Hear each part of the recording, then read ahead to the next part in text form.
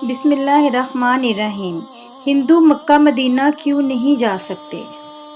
حضرت محمد صلی اللہ علیہ وآلہ وسلم نے ہندوؤں کے بارے میں کیا فرمایا؟ جانیے آج کی اس ویڈیو میں۔ عمرہ کے معنی زیارت کے ہیں اور شریعت میں میقات یا ہل سے باندھ کر بیت اللہ کا طواف اور صفا مروہ کی سعی کرنے کو عمرہ کہتے ہیں۔ عمرہ کو حج اصغر بھی کہا جاتا ہے۔ حج کے مقررہ دنوں کے علاوہ احرام باندھ کر کعبہ کے طواف اور صفا مروہ میں سعی کرنے کو عمرہ کہتے ہیں۔ اس کی ادا کرنے کے بعد سر منڈوا کر یا بال کتروا کر احرام کھول دیا جاتا ہے۔ عمرہ سنت ہے، واجب نہیں، اور سال میں کئی بار ہو سکتا ہے۔ ناظرین، اب سوال یہ آتا ہے کہ ہندو مکہ مدینہ کیوں نہیں جا سکتے؟ ناظرین، قرآن پاک میں ارشاد ہے، اے ایمان والو! مشرک نرے ناپاک ہیں تو اس سال سن 9 ہجری کے بعد وہ مسجد حرام میں نہ آنے پائیں۔ مسجد حرام سے مراد تمام حرم ہے۔ یہی مذہب ہے عطا کا اس قول کے مطابق۔ مشرک کو سارے حرم میں داخل ہونا حرام ہے۔ اگر چھپ کر حدود حرم میں داخل ہو گیا، وہیں مر گیا اور دفن ہو گیا، اس کی قبر اکھاڑ کر ہڈیاں بھی نکال لی جائیں گی۔ سو مشرک نہ حرم کو وطن بنا سکتے ہیں، نہ وہاں سے گزر سکتے ہیں، اور نہ مشرک مسجد حرام میں داخل ہو سکتے ہیں۔ اس میں علماء کے 5 قول ہیں۔ نمبر 1، اہل مدینہ نے کہا یہ آیت عام ہے ہر مشرک اور ہر مسجد کے لیے۔ نمبر 2، شافعی نے کہا آیت عام ہے تمام مشرکین کے بارے میں اور حکم ممانعت خاص ہے۔ مسجد حرام کے لیے کسی اور مسجد میں داخل ہونے سے مشرکین کو منع نہیں کیا جائے گا، لہٰذا اشوافہ کے نزدیک یہودیوں اور عیسائیوں کو باقی مساجد میں داخل ہونے سے ممانعت نہیں۔ نمبر 3، ابن عربی نے کہا اس کا دارالمدار ظاہر پر ہے، کیونکہ فرمان باری تعالیٰ ہے انما المشرکون نجس۔ اس بات پر تنبیہ ہے کہ مسجد حرام میں داخل نہ ہونے کی وجہ شرک ہے، جو کہ نجاست ہے، لہٰذا مشرک نجس مسجد نہیں جا سکتا۔ اگر کہا جائے رسول صلی اللہ علیہ وسلم نے ثمامہ کو جو مشرک تھا مسجد میں قید کیا تھا، یہ بات گو صحیح ہے، مگر ہمارے علماء نے اس کے چند جواب دیے ہیں۔ نمبر 1، یہ واقعہ نزول آیت سے پہلے کا ہے، لہٰذا یہ اجازت منسوخ ہے۔ نمبر 2، حضور صلی اللہ علیہ وآلہ وسلم کو اس کا مسلمان ہونا معلوم تھا، اس لیے اس کو مسجد کے ستون کے ساتھ باندھا۔ نمبر 3، یہ خاص ایک جاسوس کے بارے میں حکم دیا گیا، باقی جو دلائل انہیں رد نہیں کیا جا سکتا۔ یہ بھی کہا جا سکتا ہے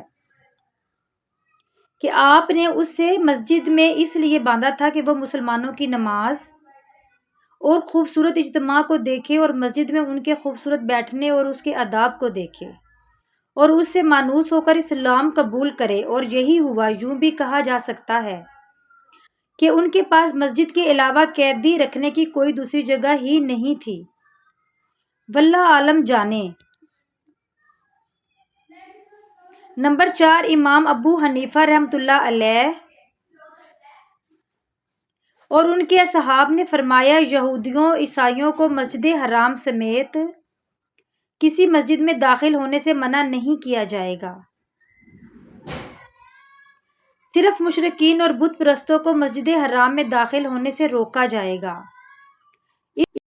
تمام باتیں رد کر رہی ہیں جو اوپر بیان ہیں۔ القیہ الطبری نے کہا امام ابو حنیفہ کے نزدیک غیر مسلم کو تمام مسجدوں میں ضرورت ہو نہ ہو داخل ہونے کی اجازت ہے۔ نمبر 5، امام الشافعی کہتے ہیں حاجت و ضرورت کا اعتبار کیا جا سکتا ہے۔ رہی مسجد حرام تو اس میں حاجت تو ہو بھی تو کافر کو مسجد حرام میں داخل ہونے کی اجازت نہیں۔ عطا بن ابی رباح نے کہا حرام تمام قبلہ اور مسجد ہے، لہٰذا غیر مسلموں کو حرم میں داخل ہونے سے منع کیا جائے گا۔ قتادہ نے کہا مسجد حرام کے قریب مشرک نہیں جا سکتا، ہاں جزیہ دینے والا یا مسلمان کا کافر غلام ہو تو جا سکتا ہے۔ حضرت جابر رضی اللہ تعالیٰ عنہ اور رسول صلی اللہ علیہ وسلم کا یہ فرمان نقل کیا ہے، مشرک مسجد نہ جائے، ہاں غلام باندی ہو تو ضرورت کے پیش نظر جا سکتا ہے۔ یہی قول ہے حضرت جابر بن عبداللہ کا۔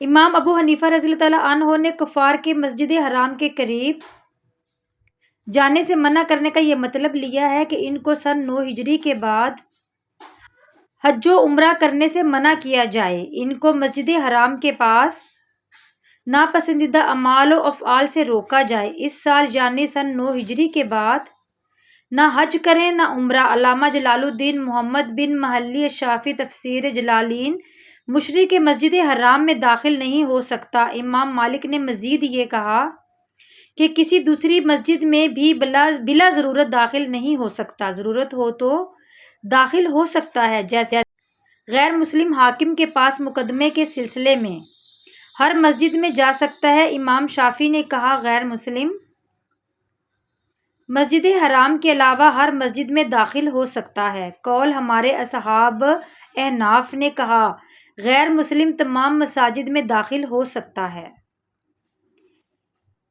اس کا مطلب صرف یہ ہے کہ یا تو ممانعت ہے کہ وہ نہ مکہ میں داخل ہو سکتے تھے نہ باقی مساجد میں، صرف ان مشرکوں کے لیے تھی جو غیر مسلم نہ تھے، اور ان سے صرف 2 میں سے ایک فیصلہ قبول تھا، یا اسلام لائیں یا تلوار کا فیصلہ قبول کریں، اور یہ عرب کے مشرک تھے۔ یا مکہ میں داخل نہ ہونے سے مراد یہ تھی کہ حج کے لیے حرم مکہ میں داخل نہ ہوں۔ اسی لیے نبی کریم صلی اللہ علیہ وسلم نے جس سال ابو بکر صدیق رضی اللہ تعالیٰ عنہ نے حج کیا، منام قربانی کے دن اعلان کر کہ اس سال کے بعد کوئی مشرک حج نہیں کرے گا۔ حضرت ابو بکر صدیق رضی اللہ تعالیٰ عنہ نے لوگوں میں اعلان کر دیا تو اگلے سال جب رسول اللہ صلی اللہ علیہ وسلم نے حجۃ الوداع سن 10 ہجری کیا، کسی مشرک نے حج نہیں کیا۔ تو جس سال ابو بکر صدیق رضی اللہ تعالیٰ عنہ نے مشرکین کو یہ پیغام پہنچایا، اسی سال اللہ تعالیٰ نے یہ آیت نازل کی۔ تمام مسلمانوں کا اس پر اتفاق ہے، مشرکوں کو حج، وقوف، عرفہ، مزدلفہ اور باقی افعال حج سے منع نہیں کیا جا سکتا، اگرچہ یہ سب مسجد حرام میں نہیں ہوتے، اور یہ کہ ان مقامات سے غیر مسلموں کو منع نہیں کیا جاتا، تو ثابت ہوا کہ آیت مذکورہ کی مراد حج سے منع کرنا ہے۔ حج کے علاوہ کوئی غیر مسلم اس کے قریب جاتا ہے تو اسے منع نہیں کیا جائے گا۔ عثمان بن عبیل اللہ تعالیٰ عنہ سے روایت ہے کہ وفد ثقیف جب رسول صلی اللہ علیہ وسلم کی خدمت اقدس میں آئے تو آپ صلی اللہ علیہ وسلم نے ان کے لیے مسجد میں قبہ تعمیر کیا۔ صحابہ کرام نے عرض کی یا رسول اللہ، یہ لوگ نجس پلید ہیں۔ اس پر رسول صلی اللہ علیہ وسلم نے فرمایا لوگوں کی بدعقیدگی کی نجاست زمین پر اثر انداز نہیں ہوتی، اس نجاست کا وبال انہی پر ہوتا ہے۔ حضرت سعید بن مسیب رضی اللہ تعالیٰ عنہ سے موقوف روایت ہے کہ حضرت ابو سفیان رضی اللہ تعالیٰ عنہ جب کافر تھے مسجد نبوی میں داخل ہوتے، ہاں یہ بات مسجد حرام میں جائز نہیں۔ فرمان باری تعالیٰ ہے، اس میں دلیل ہے کہ نجاست کفر کافر کو مسجد میں داخل ہونے سے منع۔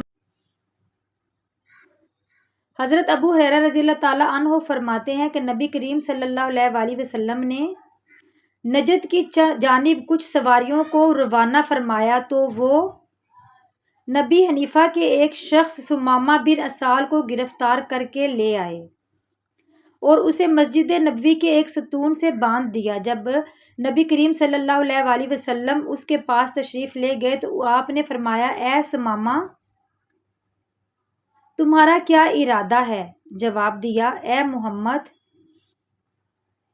میرا ارادہ نیک ہے، اگر آپ مجھے قتل کریں تو گویا ایک خونی آدمی کو قتل کیا، اور اگر احسان فرمائے تو ایک احسان ماننے والے پر احسان ہوگا، اور اگر آپ تو جتنا چاہیں مانگ سکتے ہیں۔ جب دوسرا روز ہوا تو آپ نے فرمایا اے ثمامہ کیا ارادہ ہے؟ اس نے جواب دیا میں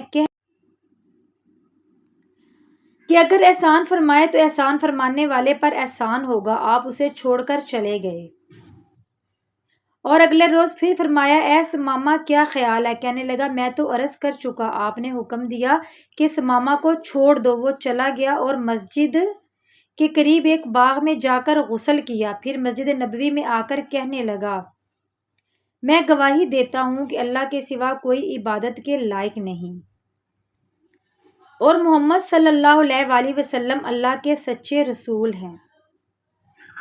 اے محمد، خدا کی قسم مجھے روئے زمین پر آپ سے زیادہ ناپسند کوئی نہ تھا، لیکن آج مجھے آپ سب سے زیادہ محبوب ہیں۔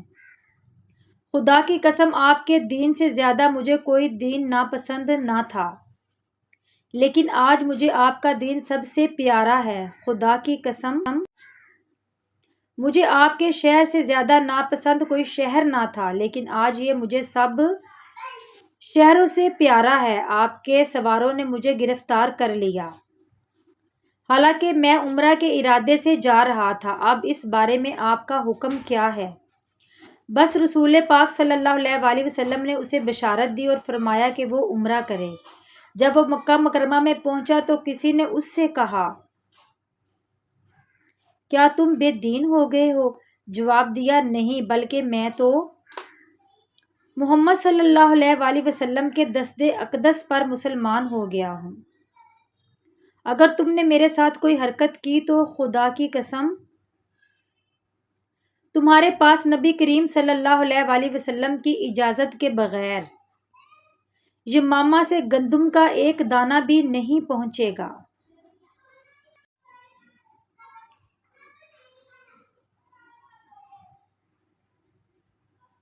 میں نے کہا، جب دار ابن کثیر الجماعت نجران کے عیسائیوں کا وفد میں 60 افراد تھے، جب وہ مدینہ منورہ میں رسول پاک صلی اللہ علیہ وآلہ وسلم کی خدمت اقدس میں حاضر ہوئے، اس وقت رسول اللہ صلی اللہ علیہ وآلہ وسلم نماز عصر ادا کر چکے تھے، یمنی کپڑوں میں ملبوس قبائیں اور چادریں پہنے ہوئے۔ کچھ صحابہ کرام نے انہیں دیکھ کر کہا، ہم نے تم جیسا وفد نہیں دیکھا۔ ان کی نماز کا وقت ہو گیا اور مسجد نبوی میں نماز پڑھنے لگے۔ رسول اللہ صلی اللہ علیہ وآلہ وسلم نے فرمایا، انہیں چھوڑ دو۔ انہوں نے مشرق کی طرف نماز ادا کی۔ تو ناظرین، یہ تھی ہماری آج کی ویڈیو۔ امید ہے آپ کو سمجھ آ گئی ہوگی۔ اللہ ہمیں بہتر عمل کرنے کی توفیق عطا فرمائے اور ہمارا خاتمہ ایمان پر فرمائے۔ آمین ثم آمین۔